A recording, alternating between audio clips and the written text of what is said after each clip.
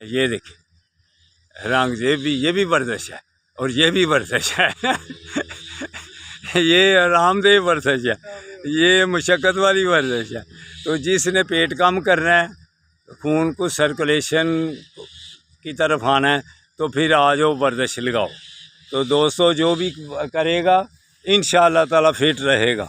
तो दूसरी तरफ हमारे दूसरे बरखुरदार भी आगे हुए हैं, ये देखें।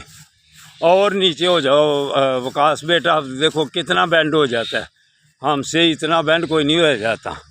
ये देखें, शाबाश।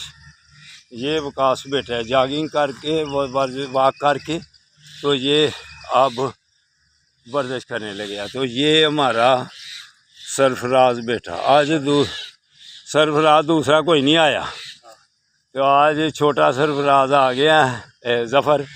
तो डॉक्टर साहब सुबह मेरे साथ थे, तो बड़ा ज़फ़र आज छुट्टी पे है माशाअल्लाह।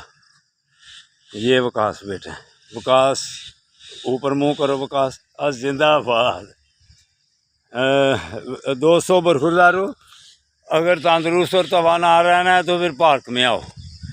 तो सुबह सो जाते हो सूरज की रोशनी में, तो फिर सुस्ती तो कमज़ोरी, तो माशरा तंदुरुस्त और तवा ना करना है तो पार्कों में आओ सुबह। फितरत के साथ चलो, यूरोप वाले फितरत के साथ चल रहे हैं, हम उल्ट तरीका अपना लिया हुआ है।